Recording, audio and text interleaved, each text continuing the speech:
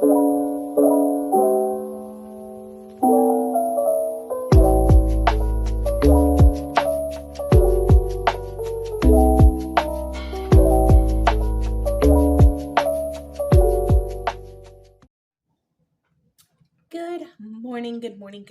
morning, you guys. Good morning.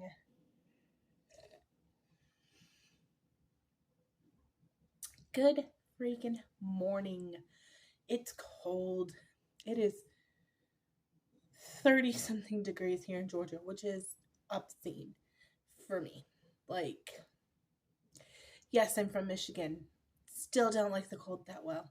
I like the cold better than the hot, but it's cold here. And I have a hot cup of coffee. I don't know if you can literally see the steam coming off of it, so I keep warming my hands on it. Where are you in the world, and how freaking cold is it? I hope you're staying warm. I hope you're not snowed in like a lot of my family and friends are. I hope you have power and electricity. All of those things I hope for you. But happy Saturday morning. So you guys know I talked about how one of my biggest New Year's resolutions, and I'm going to talk really loudly now because I just realized I didn't turn my mic on. But it's okay. I'm not redoing this one. It's too cold.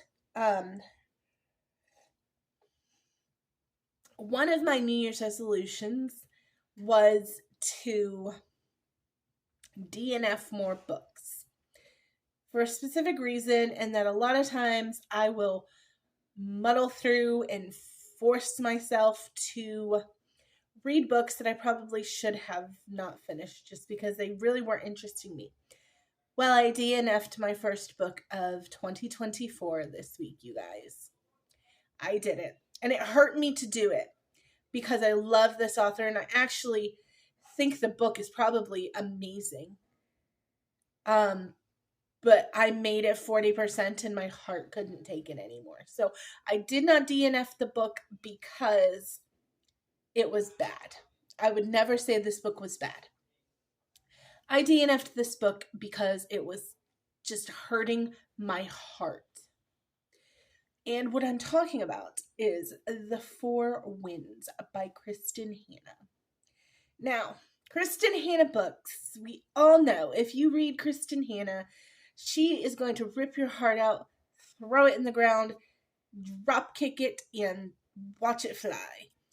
And that's exactly what happened to me in the first 40% of this book. I DNF'd it at 40%. I have read Kristin Hannah books that I have absolutely loved. The Nightingale is a World War II story about two sisters, left me in the fetal position. I could not stop thinking about that story for weeks after I read it, when I read it. The Night Road also wrecked me as the mother of a teenager. Because in The Night Road, it's a teenage bad decision that kind of alters that novel. Well, my being a mother of an almost 15-year-old girl is what got me on this one too. If you are stronger than me, please read this book because I believe it is a very, very good book. And I have friends who I follow on Goodreads and stuff who rated it 5 stars. I just couldn't do it because it was too sad for me. The Four Winds is about the Dust Bowl, the Great Depression time frame. So we're talking it starts in the 20s. And honestly, I was really loving the book when it first started. When it takes place with Elsa's beginning of her life through the 20s to where she meets Rafe. If you've read this book, you'll know what I'm talking about. But there's a woman who's 25 and she's kind of awkward and a bit of an outcast during the 20s. And she wants to be a flapper so bad. She doesn't want to be a burden on her family. And she meets a young man who is Italian. And her family's kind of well-to-do in this little town in Texas where they live. And yeah, she goes against her parents' wishes and she sees him and she ends up getting pregnant. And they're forced to marry because it's the 1920s. And that portion of the book I was really, really enjoying. Coffee break.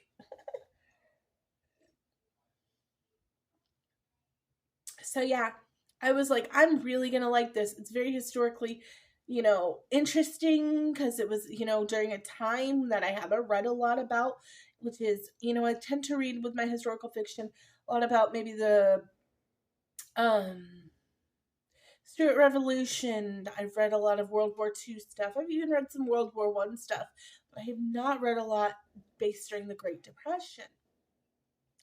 And so I was like, I think I'm gonna really like this, but it does a time jump, about 20% into the book, from the 20s to the Great Depression time frame, which is the 30s. And there's a drought in Texas. And Elsa has a daughter named Loretta, who is the little girl that she gets pregnant with in the 20s, that she's forced to marry Rafe. And her and just Loretta's story is so heartbreaking.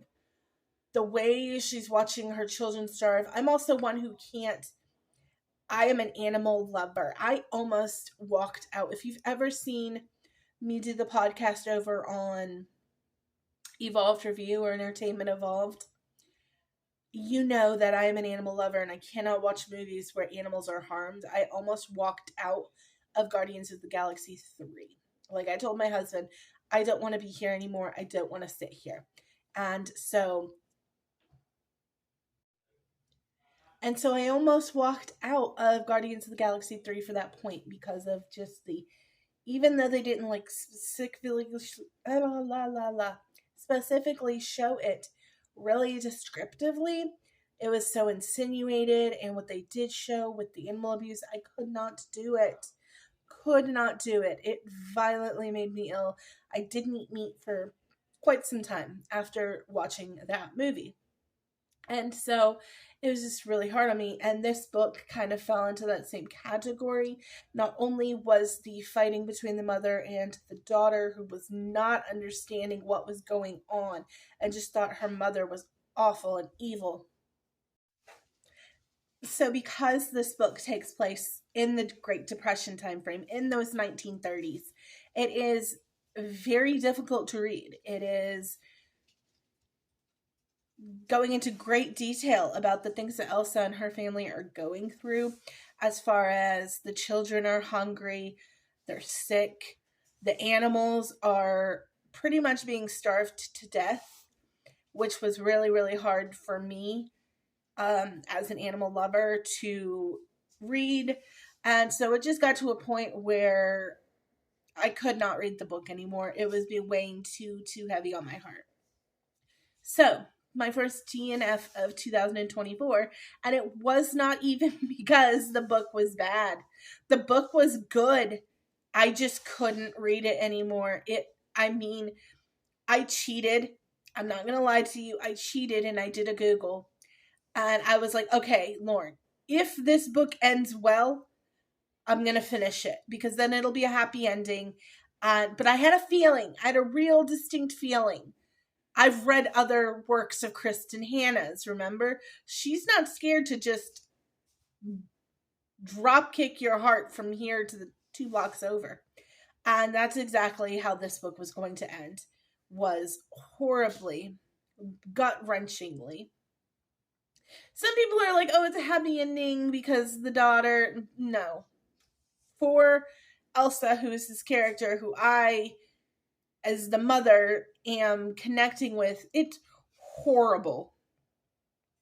And I could not do it, guys.